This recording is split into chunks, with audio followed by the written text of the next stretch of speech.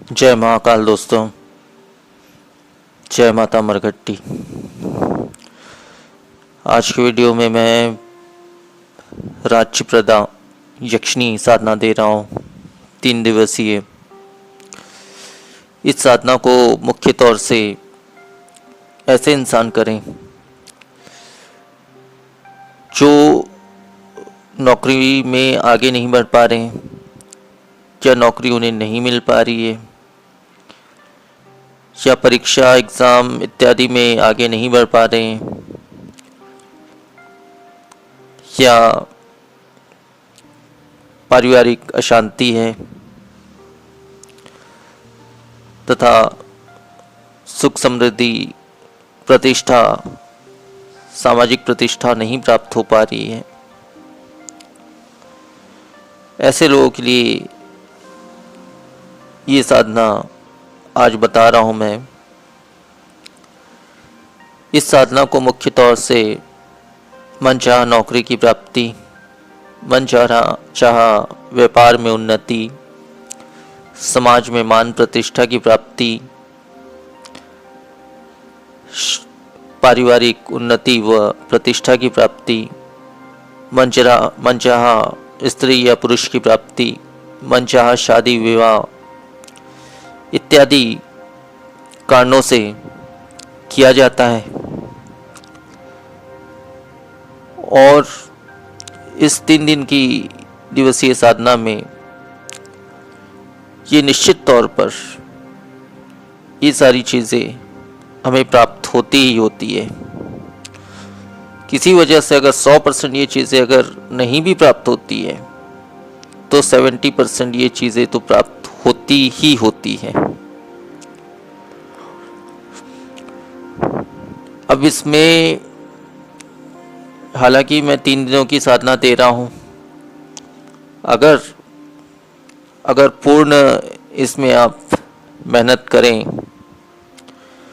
तो 3 दिन में आपको पूर्ण सफलता प्राप्त होगी। 3 दिनों में आपको पूर्ण प्रत्यक्षीकरण भी प्राप्त होगा।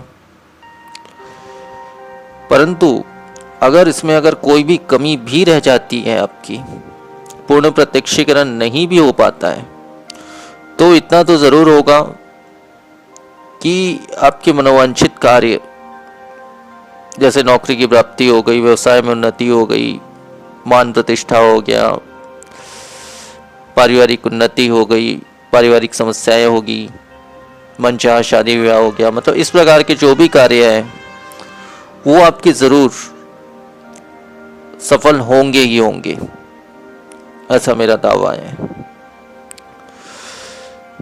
तो अब मैं ये 3 दिवसीय राज्यप्रदा यक्षिणी की साधना बता रहा हूँ।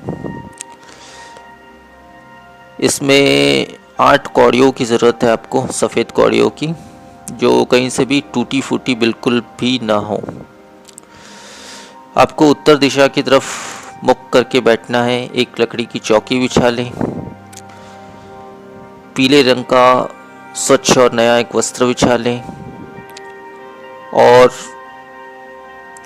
उस पे थोड़ा सा अक्षत, बिना टूटे फूटे हुए थोड़ा सा अक्षत आपको 8 हिस्सों में स्थापित करना है उस आसन के ऊपर में। और उसके ऊपर आपको 8 कौड़ियाँ स्थापित करनी है। अब चंदन और कुमकुम को मिलाकर उन कौड़ियों का अभिषेक करना है। आपको शुद्धार इत्र का आप छिड़काव कर दें। मिट्टी के 8 दीपक आप जला लें। दीपक का मुख कौड़ियों की तरफ रहेगा। आप जिस दिशा में बैठेंगे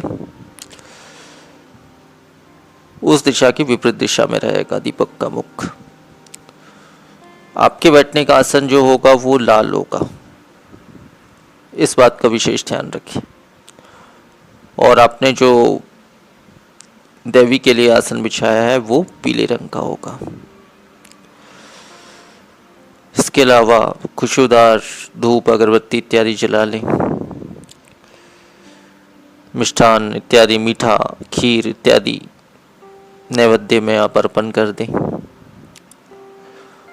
सफ़ेद रंग के तथा पीले रंग के पुष्प से आसन को सजा लें।